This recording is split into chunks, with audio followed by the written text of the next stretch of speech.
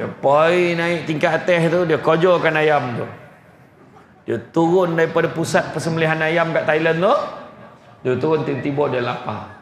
Dia boleh tanya, "Kat mana nak cari restoran halal?" Kurang hajar betul.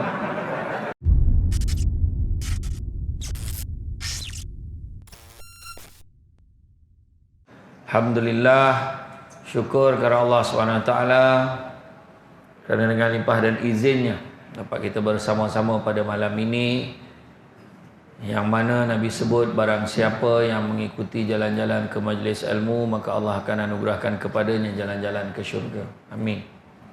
Terima kasih banyak diucapkan kepada Tuan Pengerusi acara, Tuan Imam, barisan Tuan Kasar Surau Assalam, pemimpin-pemimpin tempatan di semua peringkat termasuk dalam kursi Persatuan Penduduk, ketua-ketua lorong, tuan-tuan dan puan-puan dirahmati Allah sekalian. Alhamdulillah, malam ini kita masih lagi berada dalam bulan Rajab. Bulan Rajab yang mana di antara peristiwa yang tidak akan dapat kita lupakan, orang Islam di seluruh dunia akan mengenang kembali peristiwa bersejarah Isra' wa Mi'raj. Peristiwa Isra' dan Mi'raj yang mana malam ini kita akan membincangkan, akan berkongsi, akan bercerita, akan mengambil ibrah di sebalik perjalanan Isra' dan Mi'raj, yang mana salah satu pengajaran yang terbesarnya adalah betapa Nabi kita, Nabi Muhammad sallallahu alaihi wasallam sayangkan umatnya.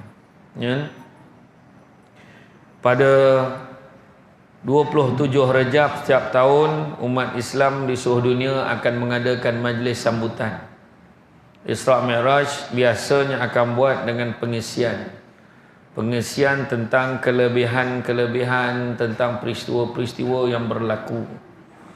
Dan secara spontan, bila sebut pasal Isra' dan Mi'raj, maka kita akan terbayang kisah perjalanan. Tiap-tiap tahun penceramah yang pelbagai dipanggil ke surau ini untuk bercerita tentang Isra' dan Mi'raj. Tiap-tiap tahun berubah-ubah penceramah. Yang mendengar dia orang yang sama, dan malangnya kadang-kadang perangai pun sama lagi. Tapi manggil penceramah macam-macam, kan? Tapi orang sini okey, orang sini okey, insya-Allah.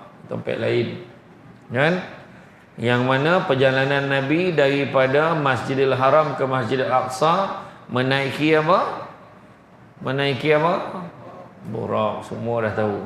Tak ada masalah dah tu dah. Jadi senanglah ceramah malam ni, semua dah tahu, kan? Jadi perjalanan Nabi daripada Masjidil Haram sampailah ke Masjidil Aqsa di Palestin.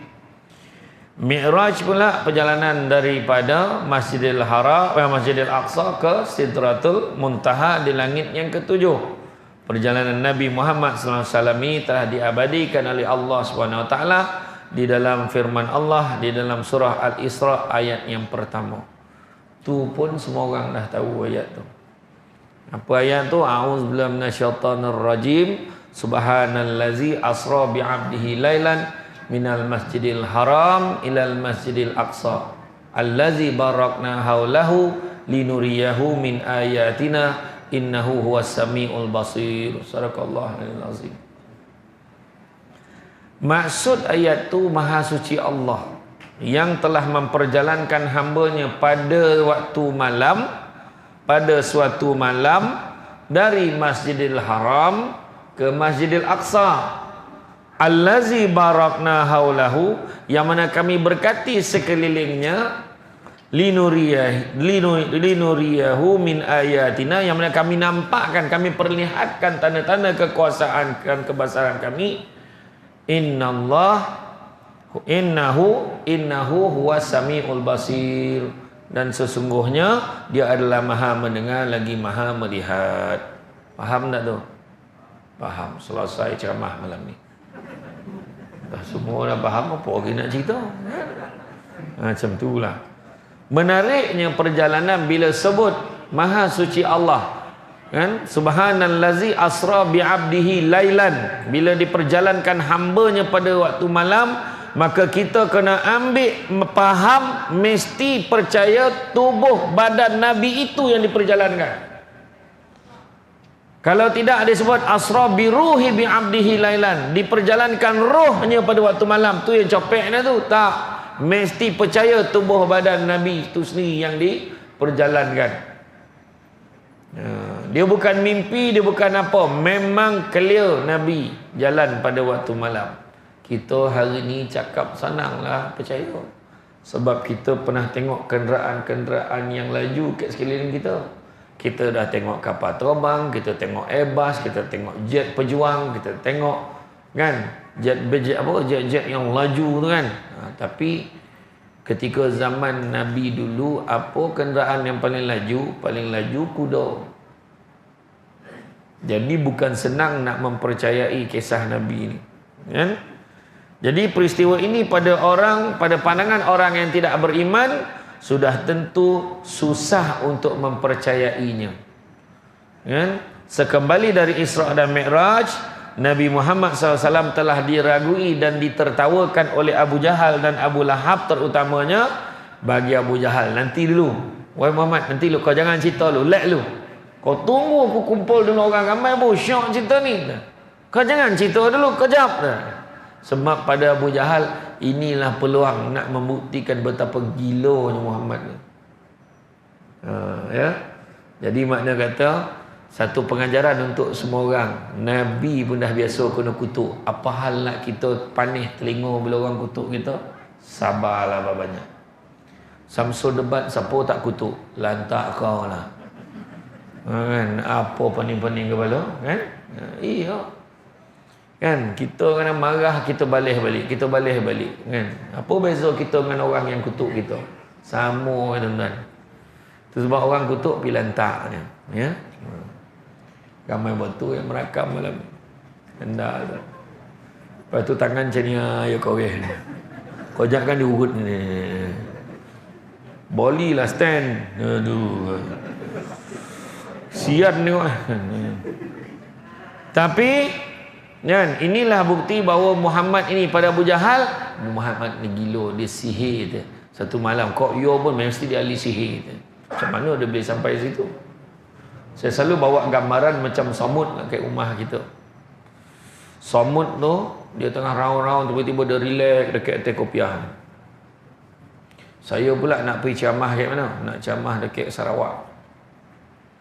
Saya pun ambil kopiah tu sarung, zap, nak naik flight tengah hari kan. Samud tu dah tersarung lah kat situ. Sudah mana pula aku nak lari ni? Tak dapat lari. Dia pun stay kat atas, kat lubang atas ni, dia relax. Lepas tu dia pun naik kereta. Driver saya hantar saya sampai ke KLIA.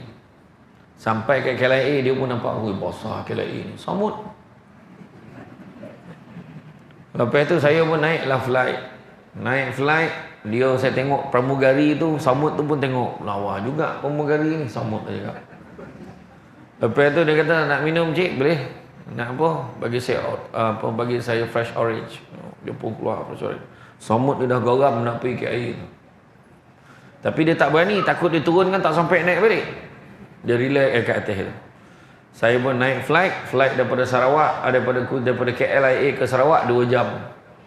So pukul 10 flight, tengah hari dah sampai. Tengah hari sampai, orang tu tahu jemput saya bawa pergi tempat ceramah. Saya pun ceramah pukul berapa? Lepas Zuhur pukul 2.30 sampai ke 4.30. Habis ke 4.30, minum-minum sikit, hantar dekat airport Kuching. Saya naik flight balik pukul 6 sampai dekat airport pukul 8 malam KLIA. Pukul 8.30 malam driver saya ambil bawa balik. Dia pun tadi terlalap lah Samud tu tadi, dia pun dengar lah ceramah tadi. Samud tu tadi sampai je kat rumah dalam pukul 10 malam macam tu. Saya pun buka kopiah, letak atas almari, turunlah Samud tu tadi, terserempaklah dengan kawan Samud yang lain. Kawan Samud lain heran, daripada pagi tak nampak dia. Kau pergi mana? Sari suntuk tak nampak kau. Agak-agak apa Samud tu nak jawab? Aku pergi Sarawak tadi. Mampu Samud lain tak percaya. Nak Samud yang seorang ni gila kau ni kata. Nak pergi dapur pun 3 hari kau boleh cerita tu. pergi Sarawak. Macam itulah keadaan dia. Nak bagi faham kedudukan bukan senang. Pada ketika itu terbahagi kepada 3 golongan yang dengar cerita Nabi. Pertama, orang yang beriman, kuat imannya, dia percaya. Yang kedua, orang yang 50-50. Nak percaya tu boleh, tak percaya pun dia. Bila Abu Jahal dengan Abu Lahab kata macam ni, betul juga cakap dia. Tetapi begitu ramai juga, tak kurang ramainya kata Aisyah, orang yang murtad sebab tidak percaya kepada Nabi lagi. Dan pada ketika itu Abu Jahal tanya kepada Sayyidina Abu Bakar, wahai Abu Bakar, kau percaya kau cerita Muhammad ni? Apa jawab Abu Bakar? Lebih daripada itu pun aku percaya.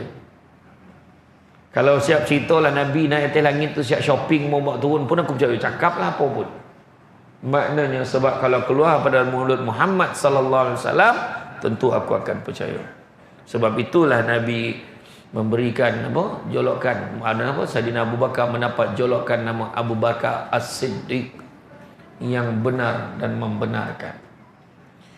Setelah Rasulullah SAW menceritakan, maka pada ketika itu adalah orang-orang kafir bertambah kuat mengejek dan mendustakan baginda, dan fitnah kepada baginda juga bertambah kuat. Apa yang berlaku? Sebelum peristiwa Isra dan Mi'raj itu bermula, Nabi Muhammad SAW mengalami pembedahan dada yang dilakukan oleh malaikat Jibril dan Mikail. Hati baginda dicuci dengan air apa? Ya, air kowe. Apa? Zam-zam. Tahu tak apa? Hebatnya air zam-zam ni, tuan-tuan. Dicucilah hati Nabi ni. Dicuci hati Nabi dengan air zam-zam. Pembedahan keluarkan hati Nabi, cuci. Air zam-zam ni hebat, air zam-zam. Kenapa orang nak benar air zam-zam ni? Pernah di istana Arab tu, dia buat ni, dia upah kontraktor buat satu pili, cocokkan dekat telaga air zam-zam tu supaya tauih bawa ke istana Arab. Lepas tu dia tinggal tak payah berobot dengan orang, dia tinggal pusing je pipe tu, tauih takkan yang teri dapat air zam-zam tu. Apa berlaku? Tak keluar, tuan-tuan. Tak tahu mana silap dia. Nak bagi tahu air zam-zam tu bukan untuk kau ya, tapi air zam-zam untuk semua orang. Begitu juga diupah seorang penyelam untuk menyelam ke dalam telaga air zam-zam ni, untuk tengok apa kelebihannya. Dia menyelam setengah jam tak timbul-timbul penyelam ni. Bila dia naik keluar, biru muka. Orang tanya, apa lebih pahal, apa kau nampak dalam tu? Wallahu a'lam bishawab. Dia kata dia tak boleh nak jawab. Tapi hebatlah air zam-zam. Air zam-zam ni hebatnya, dia adalah ubat ikut niat. Contoh niat apa? Ya Allah, bagilah suami aku torang hati ni. Torang hati ya. Ya Allah, bagilah muka dan lawa. Minum sapu sikit ke muka, lawa. Ya Allah, anak ni bangang amal lantun. Allah bagi dia minum biar pandai. Zam. Betul, dia ikut niat kita. Mana ada air yang boleh ikut niat semua? Itulah air. Air zam-zam. Hebat air zam-zam. Tu sebab orang apa-apa pun nak air zam-zam kan. Bagi seorang sikit, bawa balik tang umrah. InsyaAllah kalau tak ada apa-apa, saya akan pergi umrah pada bulan Mac ini. Siapa yang nak pergi, jom. Ini bukan promote, lebih kurang. InsyaAllah. Sampai ni, sampai siapa nak beritahu capek. Saya tak jadi mutawih pun, saya ikut peserta sekali. Senang kau nak tanya soalan. Kalau saya jadi mutawif, saya bagi penerangan, sudah jemaah tim lain semua dengar penerangan saya. Dia tinggal mutawif dia sendiri. Yang saya tak nak tu, biarlah saya jadi peserta. Saya join sekali. Kan? Kemudian dicuci dengan air zam-zam serta dibuang ke tulan hitam alaqah, iaitu tempat syaitan membisikkan was-wasnya. Jadi dalam Nabi tu, dalam hati Nabi tak ada was-was. Alamak, ambil channel ni ya, tak ada. Nabi tak macam tu. Boleh, boleh. Tak boleh, tak boleh. Macam tu je Nabi kita. Macam kita tadi pun was-was yang tadi kan, nak pergi tak? Nak pergi tak Samsul debat ni? Pergi tak? Kan kalau pergi kan dia takut duduk kat simen. Kan, dia perempuan yang belakang tu. Sajuk duduk simen. Kan, contohlah. Contoh. Tak tahulah Kang, jomlah kita pergi. Ni dah lambat ni, takut kita tak dapat masuk, dia kata. Kan. Alhamdulillah malam ni ramai. Alhamdulillah. Semua yang tak datang lagi ramai lah. Kan? Kemudian bila dah buang perasaan was-was itu, bisikan yang was-was, alaqah hitam tu tak ada, dituangkan pula ilmu, dituangkan iman dan hikmah dalam hati Nabi. Itu sebab Nabi tu banyak dia punya kebijaksanaan. Nabi ni tak terburu-buru, banyak hikmah. Itu sebab dia sebut tanam tabu di tepi rumah, cabut ubi sampai ke akar. Sedikit ilmu kalau berhikmah, selaut garam terasa tawar. Itu maksudnya. Mana ada hikmah daripada diri Nabi. Kita ni main belasah ya. Hikmah. Contoh adab, itu pun hikmah. Nampak tadi orang sambut saya kan, hikmah dia. Tuan ke depan tuan, tak apa, saya semai belakang, saya nak jamak. Okey. Nampak. Bagi cawan, tengok, bukan cawan saja, bertapak. Walaupun tapak tak kono, kau nampak tak punya taruh tapak kau bagi aku. Ni kau bagi mangkuk ni kan, tapi tak apalah. Tak apalah, maksud ni adab ni, hikmah ni, nampak. Bolilah ilaha illallah, sabarlah dan. Tapi confirm senang. Ini kalau bubur kopi dalam ni, confirm sejuk ni. Kan orang dulu lah kan, sajuk. Tak, tapi betul. Daripada dia letak macam ni lagi tak ada adab kan. Tak macam ni. Pak. Steady tak steady. Surah As-Salam akan diingat dan dikenang. Kan? Okey, macam tu dia.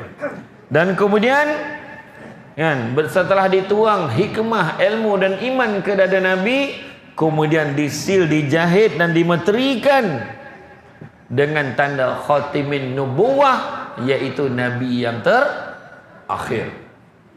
Tiba-tiba ada lah yang mengaku dia Nabi Melayu. Bangang betul. Dia pula Nabi Melayu, dia lah Nabi tu tiba lah kan, Nabi akhir zaman lah konon kan. Jangan. Tuan-tuan jangan terjebak tuan-tuan. Maka selesai pembedahan, didatangkanlah binatang yang bernama Burak untuk ditunggangi oleh Rasulullah SAW dalam perjalanan yang luar biasa itu. Ditunggangnya Burak itu yang mana kelajuannya lebih laju daripada kelajuan cahaya. Apa maksud kelajuan cahaya? Contohnya lampu celait, kata orang sembilan. Atau orang Jawa sebut torchlight. Kan? Orang kampung sebut celait. Tekan, kita tekan macam ni, kita tekan, sahab tu nampak lampu kan? Dia lagi laju daripada itu. Kira laju betul lah. Jadi sepanjang perjalanan Nabi itu ditemani oleh malaikat Jibril dan Israfil, tiba di tempat-tempat tertentu yang mulia dan bersejarah. Rasulullah SAW telah diarah oleh Jibril supaya berhenti dan bersolat sebanyak 2 rakaat. Nampak tak? Setiap tempat berhenti solat. Berhenti solat. Di antara tempat-tempatnya itulah iaitu Yathrib, Saibah ataupun yang dikenali sebagai Madinah pada hari ini, ditunjukkan tu Madinah tu Saibah tu Yathrib. Tak lama lagi kau akan diarahkan oleh Allah, diperintah oleh Allah untuk hijrah ke sana. Jadi Nabi dah tahu. Yang ini pula adalah Bukit Tursina, tempat Nabi Musa AS menerima wahyu daripada Allah. Dan begitu juga Baitul Laham, ni tempat Nabi Isa dilahirkan. Dalam perjalanan itu juga Nabi menghadapi gangguan jin afrit dengan api jamung yang menyala-nyala dan menyaksikan peristiwa-peristiwa simbolik yang amat ajaib.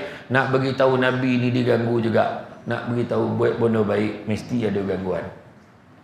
Kita nak buat baik dalam hidup kita ni ada 2 gangguan yang paling besar. Pertama hawa nafsu, yang kedua keraguan. Hawa nafsu, baru saya siap nak pergi dengan ceramah. Pergi mana bang? Dengan ceramah malam ni. Memang kata nak pergi pasar malam. Ayolah, lain kali lah dengan ceramah. Langsung pergi pasar malam. Tu nafsu kalah tu. Kata nak pergi makan luar lah, apalah inilah. Ayolah. Jomlah pergi makan luar. Tak jadi dia pergi semayang kat surau As-Salam. Tapi kalau bini dia cakap, bang, abang kata nak pergi makan kat luar. Alah, abang semayang makan lama pun. Tunggulah dulu. Lepas abang solat Jumaat kan, abang balik kita keluarlah. Macam tu bau steady. Bau betul beras kita beli. Faham? Macam itulah. Ini contoh kan? Betul. Jadi makna kata yang tu pertama, iaitu ujian hawa nafsu. Yang kedua keraguan, dia tak pasti. Sebab macam semayang kan, semayang ni, semayang jemaah berapa pahalanya, berapa lipat kali ganda pahala berbanding semayang seorang? Berapa kali ganda? Berapa kali ganda? Koma pula dah. Berapa kali ganda pahala semayang berjemaah berbanding semayang seorang? 27. Semua orang tahu. Tapi keraguan, sebab orang macam tak yakin. Kalau dia yakin, dia datanglah. Kalau tak yakin, dia tak datang. Tapi macam surau ni saya tak kisah sangat, sebab saya difahamkan jemaah subuh pun macam ni lah ramai Cara galak tu tak ada lah tu dah. Saya saja test tadi tu kan. Mudah-mudahan lepas ni ya. Kemudian antara peristiwa-peristiwa menarik yang Nabi jumpa, pertamanya kaum yang sedang bertanam dan terus menuai hasil tanaman mereka, bila dituai hasil buah yang baru keluar seolah-olah belum lagi dituai. Tuai, ada lagi, tuai, ada lagi. Perkara ini berlaku berulang-ulang. Rasulullah SAW diberitahu oleh Jibril AS, itulah dia kaum yang berjihad fi sabilillah, yang digandakan pahala kebajikan sebanyak 700 kali ganda, bahkan hingga gandaan yang paling banyak. Jadi buka surah As-Saff ayat 10, 11, 12, 13. Allah Ta'ala tunjukkan, mahukah sekiranya aku tunjukkan kamu satu perniagaan yang menguntungkan, yang mana perniagaan dapat membebaskan kamu daripada sesaan azab api neraka yang tidak terperi sakitnya. Apakah dia? Iaitu perniagaan apa? Perjuangan membela agama Allah. Jihad membela agama Allah dengan dua perkara. Pertamanya harta benda, yang keduanya diri sendiri. Boleh tak semestinya pergi berperang? Harta benda dan diri sendiri. Harta benda macam mana? Harta benda duit kau sumbeklah dalam tabung, surah As-Salam. Saya baca tadi. Prestasi kutipan. Kan? Jadi malulah. Saya tengok rumah lebar-lebar, besar-besar. Kan? Buat pos ke main lagi. Kan? Dahsyat sing-sing. Tetapi sumbangan nelai. Naikkan, upgrade. Ini awal bulan RM1, tengah bulan RM1, ujung bulan RM1. Tapi Aisina RM1. Pek bonus RM1, ujung tahun RM1. Mempertahankan keseringgitannya. Kalau bagi lebih, tentu bertukar piring ni. Kono. Dia dah mula bincang lah JK. Patut kita jangan bagi piring tu tadi. Dia jadi bahan nak kan. Tak ada lah saja ya okey. Kan? Tak adalah gurau tuan-tuan. Tak betul. Kan? Ni aircon tengok. Sekarang bila ramai dah mula rasa panas, nampak? Dia tak boleh nampung dah. Kalau tambah aircon lagi. Kan? Ini tengok apa jenama tu? Ha? Daikin ke tu? Kau janganlah bawa aku beli hijau tu, bukan Daikin dah. Oh Daikin, steady. Oh tu, nampak? Kena tambah lagi aircon satu. Kalau boleh satu soft satu.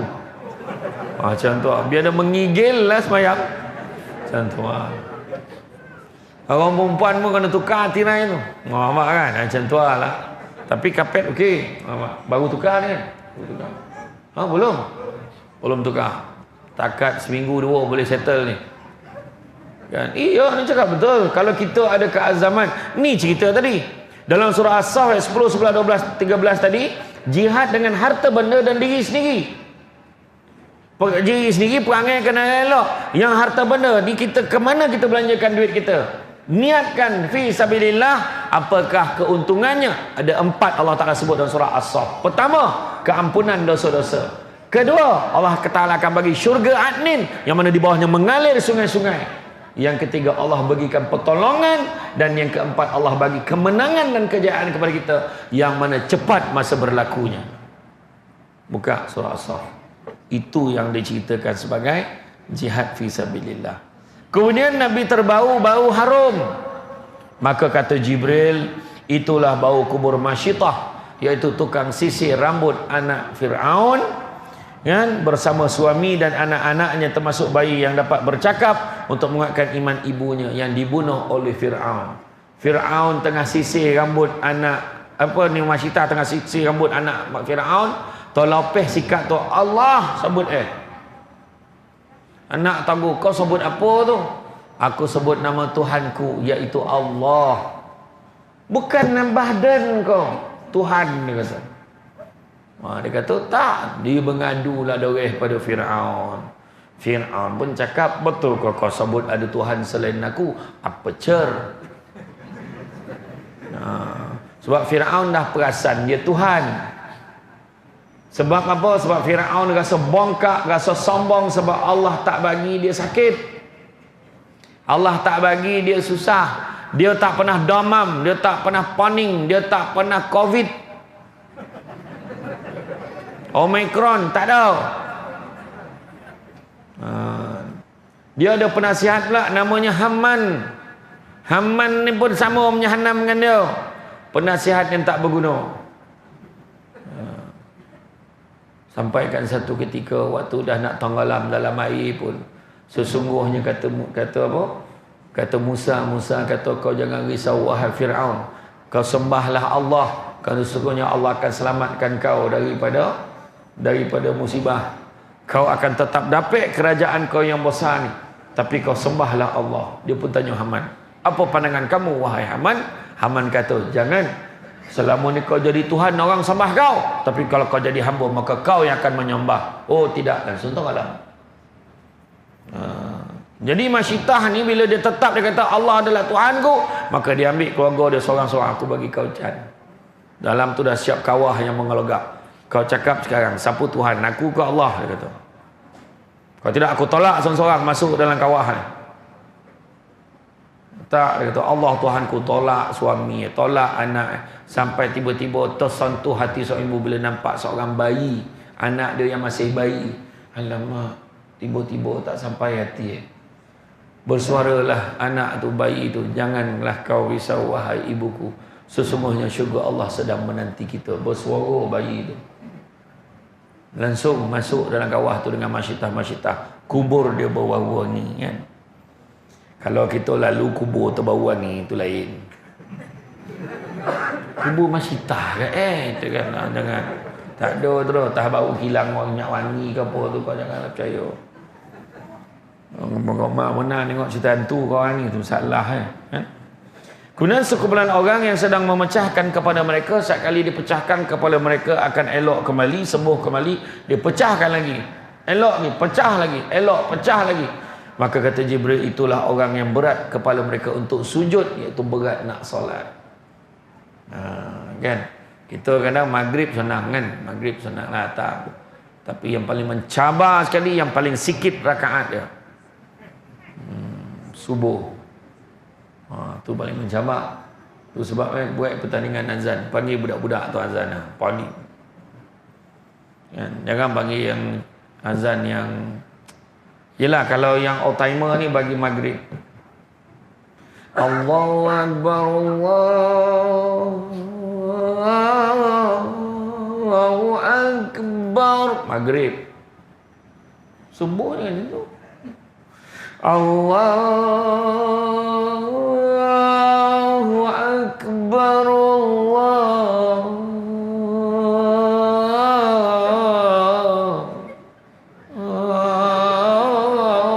Akbar. Tu syok warna tu.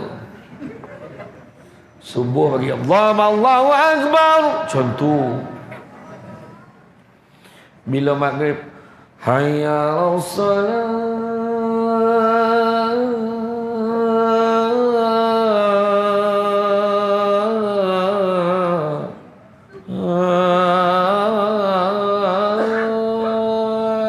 maghrib apa? Subuh jangan macam tu. Hayya 'alas salat, walalap. Hayya 'alas salat, macam tu.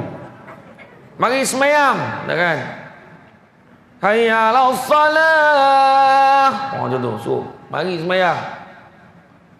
Kan? Ini yang mana dah tak terdaya tu jangan bagi. As-salatu khairum minan naum. Adalah batu ujung tu. Ada orang pula ke mikrofon. Macam mana lah orang nak bangun kan? Macam tu lah. Bukan orang sini dah. Ya. Kan? Jadi porek nak sujud. Menanggung-nanggung. Nantilah esoklah semayang kejap lagi lah. Nantilah kau pergilah semayang. Nampak? Jangan. Ya. Porek nak sujud. Akan tu dia akan hontak ang kepala. Kemudian sekumpulan orang yang hanya menutup kemaluan mereka kubur dan dubur depan dan belakang dengan secebis kain, mereka dihalau seperti binatang ternakan dan mereka makan bara api dari batu dari neraka jahanam. Kata Jibril, itulah orang yang tidak mengeluarkan zakat harta mereka. Alhamdulillah, saya tiap-tiap tahun bayar bulan puasa tu zakat petarah tahu. Kena cek zakat pendapatan kita. Jangan main tibai sendiri. Pergi ke pusat zakat PPZ tu, pergi, boleh tak tolong kirakan untuk saya? Bila dia kira, kena apa? RM150. Kita bayar RM500 lebihan. Baru steady. Kita bayar zakat fitrah pun logo, betul tak? Betul tak? Itu baru RM7 punya logo tu. Cuba kita bayar RM500, sedekah pula lagi. Tengok lapang rezeki macam mana. Satu kaum lelaki dan perempuan memakan daging mentah yang busuk sedangkan daging masak ada di sisi mereka. Kata Jibril, itulah lelaki dan perempuan yang melakukan zina sedangkan lelaki dan perempuan itu masing-masing ada husband and wife masing-masing. Amin. Dah ada daging elok, yang tak elok, yang busuk kena. Sanggup pergi Thailand tu mencari ayam di Thailand. Dia pergi Thailand, dia minum boleh ayam tu, dia kojokan ayam tu cukup. Yang faham, tak faham sudah. Dia pergi naik tingkat atas tu, dia kojokan ayam tu. Dia turun daripada pusat persembelihan ayam kat Thailand tu, dia turun tiba-tiba dia lapar. Dia boleh tanya, ke mana nak cari restoran halal? Kau hajar betul. Kau mengojokan ayam tadi, kau tak tanya halal haram, kan? Tiba-tiba tangan terdarah, kau sibuk cerita pasal halal. Ya? Bukan kata suami itu tak dilayan elok. Kadang ada perangai itu ada jugalah kan. Kan mengada-ngada, tak apa bondo nak lagi dah. Bini dah duduk kat rumah dah lawa. Dah tengok hari-hari dah tak lawa pula dah. Kan? Jaga rumah tangga kita. Nak keberkatan, jangan kita buat benda-benda ni. Ya? Orang perempuan buat yang terbaik. Layan suami elok-elok. Biar dia rasa macam payah nak keluar rumah. Tengok bini tu geram ya. Ini baju binatang pakai kat rumah. Macam mana nak selera? Sampai ke tidur pakai telokong. Kombang jantan-jantan. Kalau lawa untuk suami kita. Faham? Ya, jangan ambil ringan. Kadang bila suami tu dah sampai tu, lain-lain elok, bang, jemput minum bang. Kena ada piring. Betul, jadi suami tersambut adab macam tu. Yalah, makasih. Pak. Benda ni penting. Tak, anggaplah ni piring lain. Kan? Betul. Jadi makna kata tu, jaga suami elok-elok, layan suami elok-elok. Suami isteri jaga kemesraan supaya anak-anak pun nampak kebahagiaan ni. Oh ni nak suruh-suruh apa? Tunjuk je anak nampak salah. Malulah anak nak tengok, biarlah anak tengok. Anak tengok mak ayah ada mesra. Okey. Kemudian lelaki yang berenang dalam sungai darah dan dilontarkan batu, kata Jibril, itulah orang yang makan riba. Cek balik duit gaji kita dalam akaun bank mana. Kalau perlu tukarlah. Masalahnya kalau pakai bank Islam Ustaz, dia bukan bank panel untuk syarikat saya. Jadi gaji saya akan lambat 3 hari. Biarlah. Kalau itu cara nak cuci rezeki kita, kau tidak bercampur. Ada orang cakap memanglah dia tak ada interest, tapi dia punya charge perkhidmatan dia tinggi. Baik pakai bank biasa. Orang yang cakap tadi suruh dia ngucap balik sebelum. Betul, sebab ni hukum Allah. Jangan main-main. Dia boleh cakap pula riba tu lagi baik. Sedangkan Nabi sebut dalam khutbah terakhir Nabi, semuanya segala urusan yang berkaitan dengan riba dihentikan mulai sekarang. Apa nak cakap ni? Nabi dah cakap, apalah kita nak petikai kan? Kemudian lelaki yang menghimpun seberkas kayu dan dia tak terdaya memikulnya, dia tambah lagi.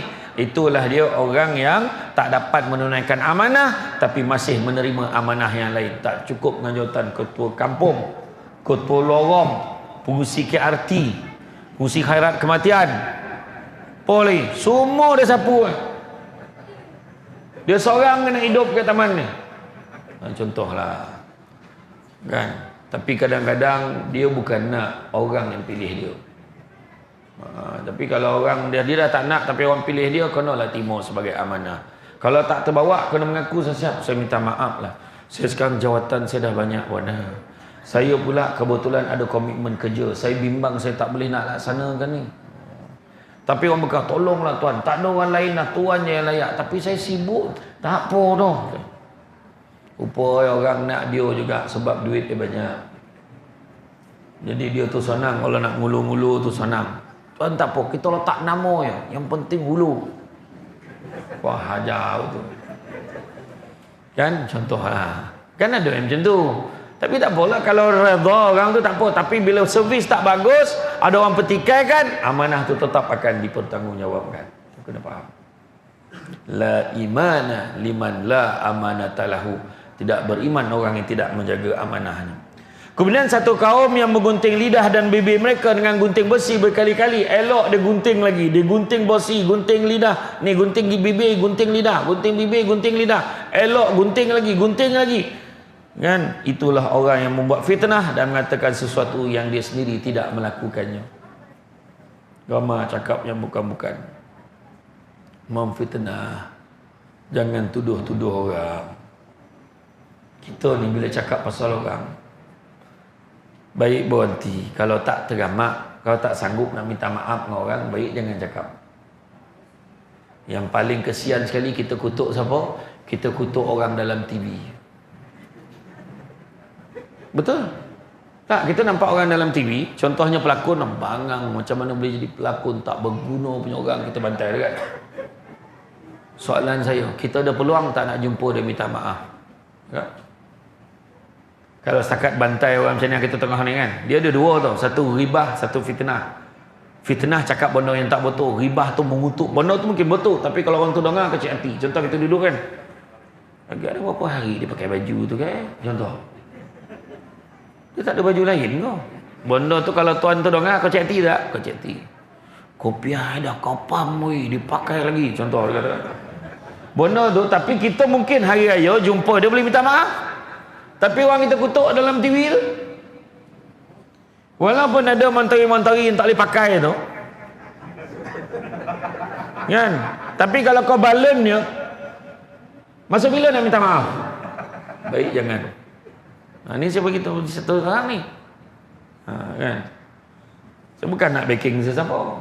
Kan? Yang teruk-teruk lah. Kan? Kita mengutuk tak berguna. Lepas tu kadang saya kesian tengok orang dalam Facebook, dekat dalam Instagram ni. Bila mengutuk macam dah tak cukup tanah dah mengutuk orang. Kepala bapak semua keluar. Itu kira elok tu kepala bapak tu. Ada yang tulis mencarut kepala kau semua tulis kan. Soalannya, Nabi ajar tak macam tu? Tu soalannya. Kebanyakan yang mengutuk mencarut ni orang Islam. Betul tak? Bukan Islam, Melayu. Kalau Islam dia tak baik macam tu. Nak tahu biarlah beradab. Kan? Nah, contoh, tak boleh ke kalau Datuk Seri pertimbangkan orang tengah susah ni, semua orang nakkan sebahagian daripada simpanan KWSP mereka. Tulislah macam tu. Kau tak bagi can duit abah kau cakap macam tu kan. Macam apa buat macam tu? Kenapa perlu keluar ayat kesat macam tu? Apa nak jadi? Lepas tu anak baca. Anak ikut kita. Abah boleh, kenapa aku tak boleh? Lepas tu kau marah anak kau ajar. Soalan dia, siapa ajar anak kau ajar? Tu soalan dia. Macam tu je. Banyak lagi cakap-cakap yang elok. Kan? Macam itulah. Jangan fitnah-fitnah orang. Ada orang nampak saya isi minyak sekali tu. Pelakon kan? Sudah. Saya kata bukan. Salah orang ni. You. Pakai mask pun kita tahu. Dah perempuan tu. Aku pun buka emas aku. Siapa? Fatah Amin kan? Bukan. Saya kena betulkan tu. Waduh, silap betul. Jauh mana tu? Tahu nak fitnah tu kan? Betul kan? Berlakon pun tak sampai satu babak, banyak cerita kan. Saya pernah dapat offer tu berlakon cerita Munafik 2, tapi saya tolak sebab watak tak sesuai. Ada ke watak hantu colah buluh nak beli tu? Agak-agak lah kan. Tak ada lah gurau ya.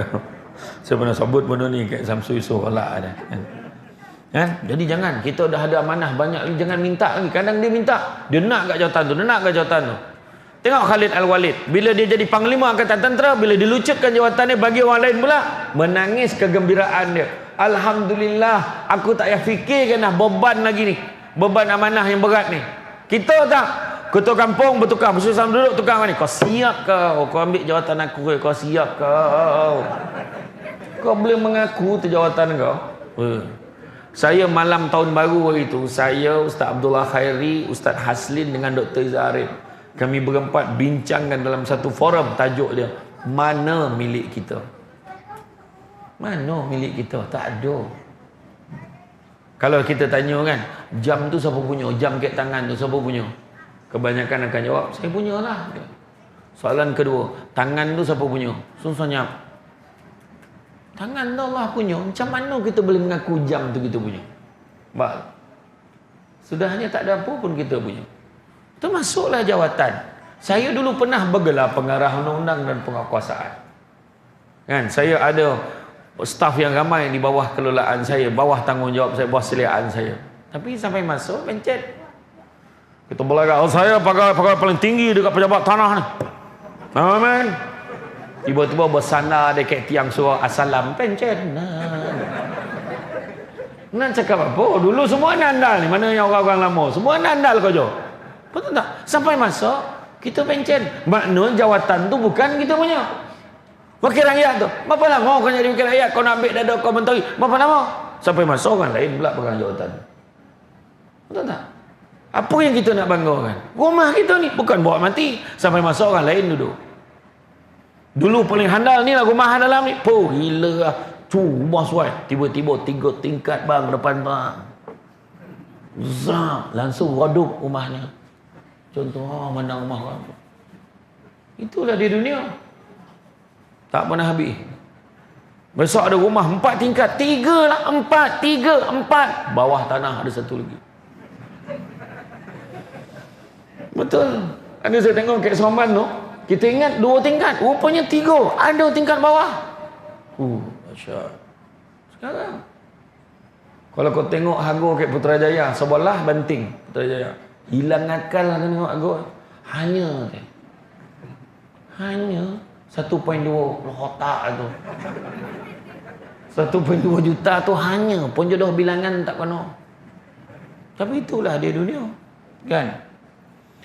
Kemudian kaum yang mencakar muka dan dada mereka dengan kuku tembaga mereka, katanya itulah orang yang memakan daging manusia, mengumpat dan menjatuhkan maruah, mencela, menghinakan orang. Kau tahu tak? Orang perempuan dengan nama berat. Kau tahu tak? Apa? Dia kalau berbisik lagi, toruk bisik itu lagi mendalam rahsia dia tu. Imam lah. Kenapa dengan imam? Yang seorang baru sampai, apa cerita?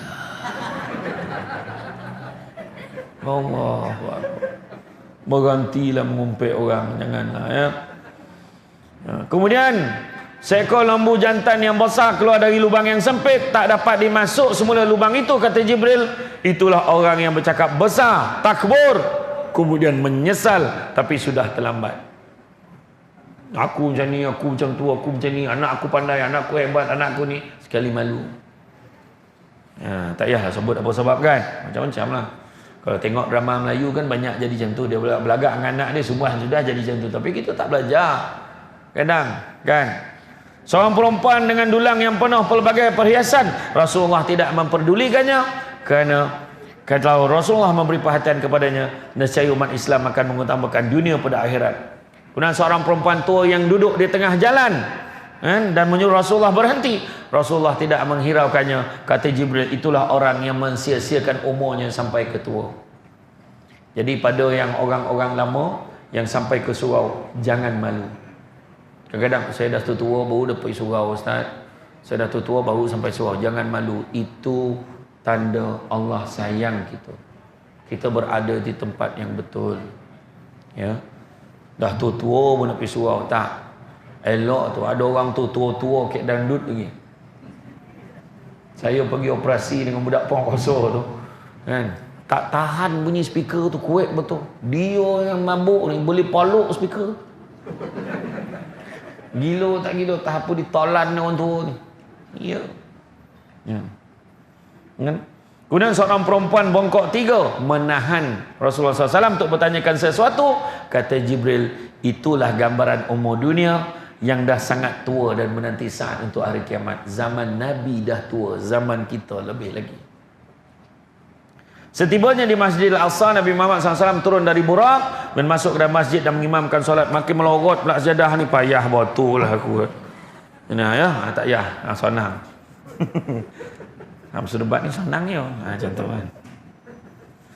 Jadi maknanya dia turun sampai dari Burak, masuk dalam masjid dan mengimamkan solat 2 rakaat, yang mana para anbiya dan mursalin yang lainnya semua jadi makmum. Nabi-nabi dan rasul kesemuanya jadi makmum. Hebat tak Nabi kita? Hebat. Kemudian setelah selesai solat, Nabi Muhammad SAW terasa dahaga. Kemudian Jibril bawa 2 bekas berisi arak dan susu. Maka Rasulullah memilih susu yang diminumnya. Kata Jibril, baginda membuat pilihan yang betul, dan kalau arak itu dipilih, nescaya ramailah umat baginda yang akan menjadi sesat. Bermulalah Mi'raj Nabi. Mi'raj naik ke atas pula. Naik satu tangga. Naik ke Hadratul Qudus menerima Allah. Dia temu yang pertama, lalu diterangkan. Terangkat ke pintu langit dunia, pintu Hafzah. Tangga pertama, jumpa Nabi alaihissalam. Kemudian dapat melihat orang-orang yang makan riba. Dapat tengok macam mana orang yang makan harta anak yatim, dan dapat tengok bagaimana keadaan penzina dan rupa yang orang penzina ni yang sangat bodoh dan buruk, yang mana penzina lelaki bergantung pada susu penzina perempuan. Dan naik tangga kedua, lalu bertemu dengan Nabi Isa alaihissalam dengan Nabi Yahya alaihissalam. Di tangga ketiga bertemu dengan Nabi Yusuf alaihissalam. Naik tangga keempat bertemu dengan Nabi Idris alaihissalam. Di tangga kelima bertemu dengan Nabi Harun alaihissalam dan dikelilingi oleh kaumnya Bani Israel. Di tangga yang keenam, dan berjumpa di langit yang keenam, bertemu pula dengan Nabi Musa alaihissalam, yang mana Rasulullah SAW diarahkan, disuruh untuk mengangkat kepala. Jibril kata suruh angkat kepala, dan dia nampak 70,000 orang yang masuk syurga tanpa hisap. Yang mana 70,000, adakah 70,000 itu? Tak, 70,000 tu pula bawa 70,000 lagi. 70,000 tu bawa 70,000 kali. 70,000 orang lagi, dan 70,000 tu bawa 3 layer. Tapi doalah mudah-mudahan kita masuk di dalam golongan itu. Amin. Sampai masuk syurga tanpa roblok, tak ada hisap, tak payah tanya dah dia masuk tahu. Tak usah tanya. Kan? Ada orang yang cakap tak apa weh, kita kena seksa pun nanti lah masuk syurga kak. Amboi. Kau sedar tak apa kau cakap tu? Panih tuan, tak tertahan dah. Tak dapat dibayangkan. Bayangkan ya, percikan api neraka adalah lebih panas daripada himpunan api yang paling panas di seluruh dunia kalau dihimpunkan. Tak boleh lawan. Jibril pernah sekali dia turun, pucat wajah Jibril. Kenapa? Sebab tadi dia terdengar Allah mengarahkan, memerintahkan agar malaikat menyalakan api neraka selama 1000 tahun, daripada merah sampai menjadi putih, dan putih dinyalakan 1000 tahun lagi sampai menjadi hitam. Kalau terbuka sedikit pintu neraka tu, walaupun sebesar lubang jarum, hancur dunia. Tentulah. Dengan tahap itu kita boleh cakap, boleh masuk neraka kejap tak apa, nanti kita boleh masuk syurga juga. Jangan. Tu belum cerita lagi yang dia buat lirik lagu tu, lautan api sanggup kurenangi. Kau main lagi, minum kopi O pun bertiup, cerita berenang lautan api. Bodoh kan. Yang paling penting pula, kemudian naik pula ke tangga yang ke-7, tangga langit ke-7. Kali ini bertemu dengan Nabi Ibrahim Khalilullah yang dikelilingi oleh, yang sedang bersandar di Baitul Ma'mur dan dihadapi oleh beberapa kaumnya. Maka katanya kepada Rasulullah, ini penting. Apa kata Nabi Ibrahim? Wahai Muhammad, Tak pernah aku tengok umat yang paling masakin sekali, umat paling miskin sekali, umat kau lah wahai Muhammad. Kuih koreng. Kenapa pula? Dahlah umur tak panjang, pemalih beribadah. Itu ayat Nabi Ibrahim. Setuju tak setuju? Ya. Kalau dia tanya ustaz, ustaz tolonglah bagi doa yang paling ringkas, yang senang nak amal. Yang paling pendek kau minta. Tadi kan, kalau imam astaghfirullahalazim la ilaha illa wal hayyul qayyum wa atubu ilaih. Astaghfirullahalazim la ilaha illa wal hayyul qayyum wa atubu ilaih. Astaghfirullahalazim 3 kali. Astaghfirullahalazim la ilaha illa wal hayyul qayyum wa atubu ilaih. Lepas tu sambung astaghfirullah 4 kali pula ni. Orang nak makan dah bunyi dah. Panjang nak yang mana ni weh. Itulah penyakit orang kita. Panjang sikit pun tak boleh. Tuan-tuan nak belajar kenduri tahlil, tuan-tuan pergi Somban. Siapa dah saudara mara Somban, tengok kenduri tahlil Sombannya. Selagi tak hilang lutut, memang takkan doa. Dah longoh-longoh, dah lutut, dah tumbuk-tumbuk macam ni, baru Al-Fatihah. Iyo, dia pondok rasah tu dia lain. Dia zikir panjang. Sebab ada orang cakap pula, tahlil Nabi tak baik, semua neraka. Suka-suka kau. Tahlil tu 2 pahala yang paling besar. Pertama zikir, yang kedua makan. Zikir. Sebab kalau kita sendiri belum tentu kita zikir banyak tu. Nampak tak? Lepas tu makan pula sedekah. Liman kana arjullaha wal yawmal akhir wa zakarullaha katsira. Siapa nak karamat Allah, nakkan hari akhirat, maka ingatlah Allah banyak-banyak. Zikir. Surah Al-Ahzab ayat 21. Nabi tahu dah. Pola masalah zikir lah. Payah tuan-tuan. Afdalul zikri fa'lamu annahu la ilaha illallah. Wah, dia dengar la ilaha illallah tu dah Nabi dah, dibalun 1000 kali. La ilaha illallah, la ilaha illallah, la ilaha illallah, la ilaha illallah, bagi laju. Dia soal la ilaha illallah, soal mana dah panik soal.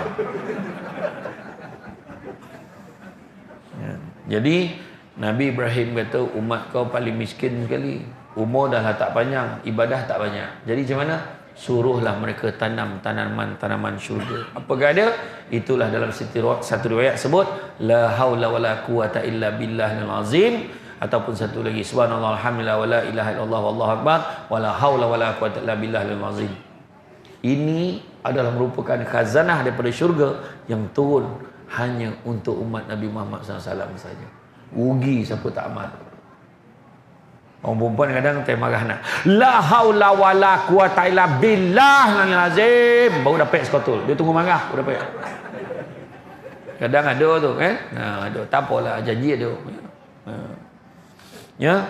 Jadi setelah melihat beberapa peristiwa lain di tanggal ke-8, di sini ada sebut sebagai Al-Kursi, berkebetulan dengan dahan pokok Sidratul Muntaha, Rasulullah SAW menyaksikan pelbagai keajaiban pada pokok itu. Sungai air tak berubah, sungai susu, sungai arak, sungai madu lebah dan sebagainya. Kan baginda juga menyaksikan sungai Al-Kausar yang terus masuk ke dalam syurga. Sebenarnya baginda masuk dalam syurga melihat dalam, dan juga masuk ke dalam neraka melihat Malik dan penunggunya. Dia tengok syurga macam mana, tengok dalam nerakanya. Dalam neraka ramai orang tahu dogi macam tu. Jadi tak apalah, mudah-mudahan kita tak masuk dalam bahagian orang yang macam tu. Kemudian nampak melihat seorang lelaki di tangga ke-9. Nampak pula seorang lelaki naik ke mustawa dan syarirul aqlam. Dapat melihat seorang lelaki yang gaib dalam nur arasy, iaitu lelaki di dunia yang lidahnya sering basah berzikir, hatinya tertumpu penuh pada masjid dan tidak pernah memaki kedua ibu bapanya. Dia tak melawan mak ayah dia. Dan di tangga ke-10 sampai di Hadratul Qudus dan Hadratul Rabbul Arbab, lalu dapat menyaksikan Allah dengan mata kepalanya. Lantas Nabi sujud. Tengok. Nampak Allah, Nabi sujud, Nabi tunduk, maka Allah Ta'ala panggil ya Muhammad. Nabi pun jawab labbaika. Nabi apa ni Allah Ta'ala beritahu, angkatlah kepalamu dan bermohonlah. Nak tunjuk adab Nabi bila dapat menghadap Allah, sujud dan tunduk. Tak ada dia tengok ya Allah, ya Allah, ya Allah, tak. Tunduk. Dongakkanlah kepalamu dan bermohonlah. Suruh mohon. Apa Nabi cakap? Ya Allah, kau dah bagi Nabi Ibrahim sebagai khalil, kau berikan dia kerajaan yang besar, kau berkata-kata dengan Musa. Sebab Nabi Musa dapat bercakap dengan Allah, tapi tak dapat tengok, dapat cakap direct kan. Kemudian kau berikan Daud kerajaan yang besar dan dia dapat kelebihan dapat melembutkan besi. Kau bagi kerajaan Sulaiman yang tak kau beri kepada sesiapa pun dan memudahkan Sulaiman menguasai jin, manusia dan syaitan dan angin. Kau ajarkan Isa Taurat dan Injil. Dengan izinmu dia dapat menyembuhkan orang buta, orang sopak dan menghidupkan orang yang mati. Kau lindungi dia dan ibunya daripada syaitan. Sudah, Nabi kita tak minta apa. Maksudnya apa? Nabi puji Allah, kau bagi kelebihan kat Nabi ni sekian, kau bagi ni. Nak maknanya secara tersirat, secara hikmahnya, Nabi kata kau dah bagi yang hebat-hebat kat dia, untuk aku ni terserahlah kat kau nak bagi apa. Maka Allah bagi tahu, wahai Muhammad, aku ambil kau sebagai kekasihku. Pertama. Kedua, aku jadikan kau sebagai penyampai berita gembira dan amaran buat umatmu. Sebab apa? Nabi dah dapat tengok syurga, dapat tengok neraka, dapat tengok siksaan untuk orang-orang yang buat perangai atas dunia ni. Soalan bocor. Nabi dah boleh beritahu kat semua orang. Tu sebab Nabi nak selamatkan seluruh umat dia. Nabi sayang umat dia. Nabi jumpa semua. Nabi suruh sebarkan pada semua orang, sebarkan kebaikan termasuk malam ini. Sebab tu Nabi suruh sampaikan. Tu cerita dia. Nabi sayangkan kita. Tu sebab Nabi kata, umat aku jangan kau bagi umur panjang-panjang ya Allah.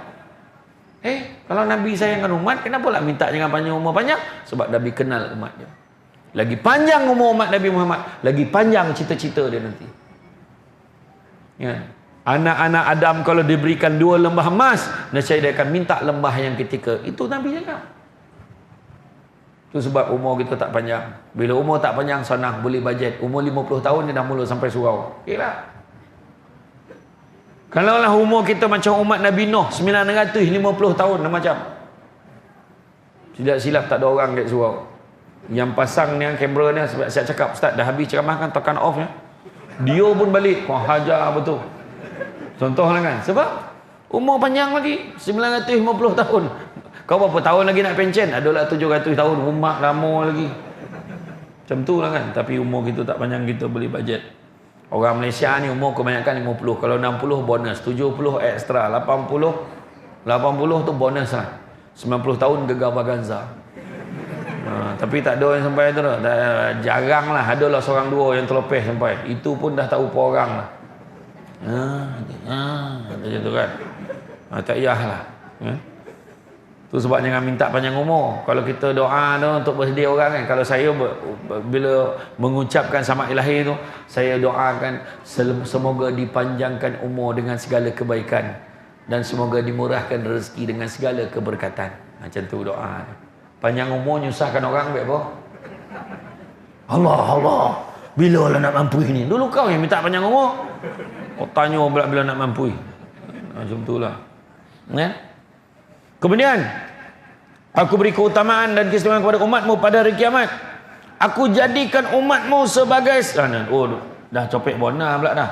Aku buka dadamu dan buangkan dosamu. Aku jadikan umatmu sebaik-baik umat. Alamak, macam mana tu? Kita jadi sebaik-baik umat. Macam mana? Mengutuk orang tak berhenti. Ya, dapat amanah kita khianat. Macam mana? Sesama Islam bergaduh, sesama Melayu bergaduh, macam mana? Tergamak tak dengan aku sebaik-baik umat? Itulah cerita. Tak habis-habis. Tamak, sombong, dengki. Dengki bahasa Melayu, bahasa Arabnya hasad. Punya tauk Malaysia ni, dua-dua pakai. Hasad, dengki. Sebaik-baik umat. Aku berikan keistimewaan pada umatmu pada hari kiamat. Dapat pula keistimewaan, diutamakan. Aku kurniakan 7 ayat kepadamu, iaitu surah Al-Fatihah, yang tidak aku kurniakan kepada sesiapa sebelummu. Aku berikan ayat-ayat akhir di surah Al-Baqarah, yang kita baca ayat kursi. Kan? Aku berikan habuan daripada kelebihan Islam, hijrah, sedekah dan amal ma'ruf dan nahi mungkar. Aku kurniakanmu panji liwa'ul hamd, maka Adam dan semua yang lainnya di bawah panji-panjimu, dan aku fardukan atasmu dan umatmu 50 waktu solat. 50 waktu kau. Bukan 5 tau, 50. Jadi lepas tu Nabi pun turun, jumpa balik lah, ikut tangguh-tangguh tadi, sompak balik dengan Nabi Musa. Soalan Nabi Musa tanya, macam solat kau berapa? 50. Wih, tak terbuat umat kau 50 terus. Baik kau naik balik minta diskaun dengan Allah Ta'ala. Tak yo pula, sayang ke umat. Naik jumpa Allah minta tu kurang. Turun berapa? Turun dah 5, tinggal 45. Jangan, tu pun tak terbuat, kau naik. Naik turun 9 kali turun naik. Setiap kali naik turun kurang 5. Naik turun kurang 5. Naik kurang 5 turun. Ada pandangan menyatakan kenapa Nabi Musa sebenarnya suruh naik itu. Ada penceramah mungkin lupa tu cerita tentang ni. Sebenarnya antara sebab kenapa Nabi Musa suruh naik, sebab Nabi Musa seronok tengok cahaya pada wajah Nabi setiap kali baru lepas bertemu dengan Allah. Itu sebab dia suruh naik lagi.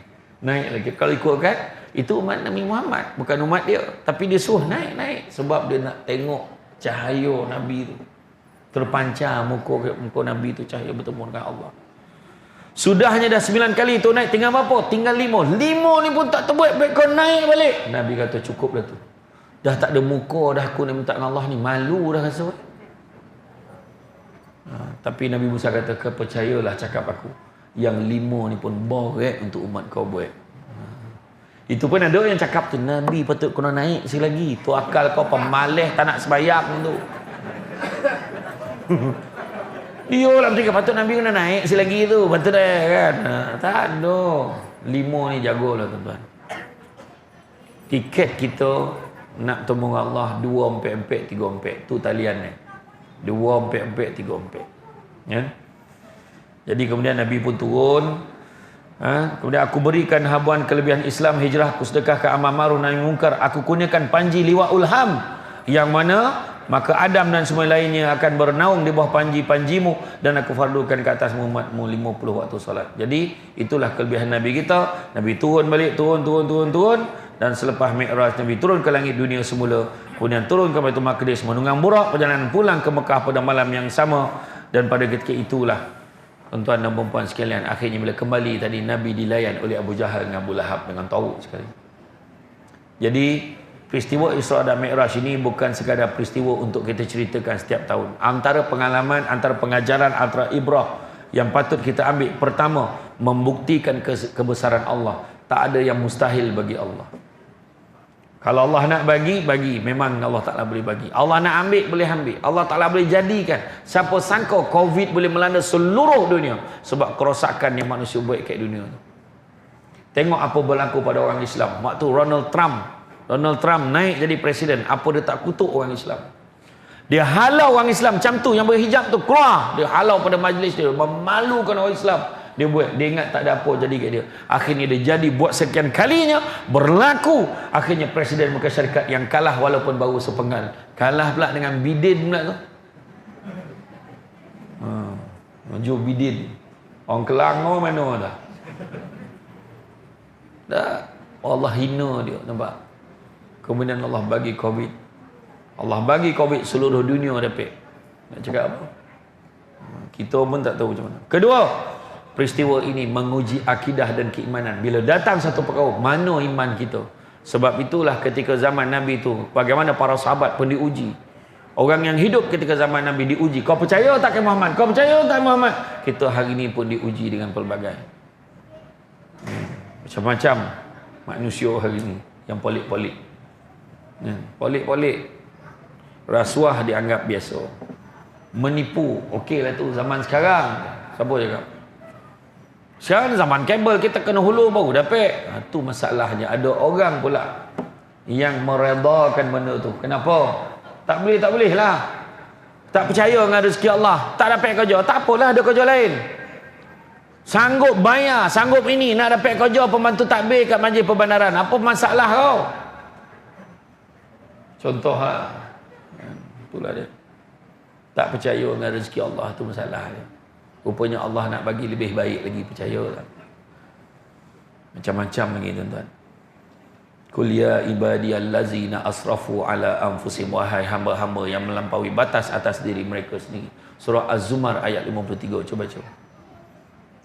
Tu belum cerita yang seko dah elok-elok senapang sibuk dah jadi perempuan. Senapang lah. Kemudian gambaran kehidupan dan balasan di akhirat. Kita dapat soalan bocor. Rugi tak kita? Dah tahu dah balasan nak bagi, tapi kita perangai masih sama. Berwaspada dengan godaan syaitan, sebab syaitan akan mengganggu kita di mana juga kita berada. Kemudian solat adalah merupakan kemuncak ibadah. Jaga solat, banyakkan muhasabah diri kita. Kan? Jadi tuan-tuan dan perempuan sekalian, saya faham wajah-wajah dan juga step suruh berhenti itu saya faham. Kalau bergalih-galih tempat duduk tu saya faham lah tu. Kejap melunjuk, kejap bersilur, kejap ni kan, saya faham tu. Jadi insya-Allah kalau tak puas lain kali panggil lagi. Saya tak sentuh lagi tu bab dongki tu, kena kombang lagi tu. Dongki sombong kan tu. Mana confirm lah tu, kena panggil lagi. Confirm macam tu lah. Ya, jadi insya-Allah saya yakin dalam panggilan yang akan datang tu kalau ada rezeki cawan ni pun bertukar kan. Bismillah. Sedikit gurau tuan. Jadi apa pun muhasabah diri kita. Perjalanan ni sebenarnya menunjukkan Nabi sayangkan kita. Nabi naik banyak kali sebab apa? Sebab nak mudahkan umatnya. Jangan kita pertikaikan. Jangan kita, iya kau. Itu mungkin ada orang cakap tu gambaran. Tak, bukan gambaran. Memang perjalanan Nabi diperjalankan. Subhanallazi asra bi abdihi lailan. Bi abdihi itu abdi, ni hamba yang diperjalankan oleh Nabi. Bukan nyuruh Nabi. Kita kena yakin macam tu. Okey. Jadi tuan-tuan dan puan, itu saja daripada saya. Jadi apa-apa pun saya ucap terima kasih banyak. Kan sepandai-pandai tupai melompat akhirnya jatuh ke tanah jua. Walaupun ceramah sudah tamat, mudah-mudahan terserap di dalam jiwa. Budak-budak membuat galah nak menjolok buah berangan. Kalau ada silap dan salah, dikata tidak, dicaci jangan.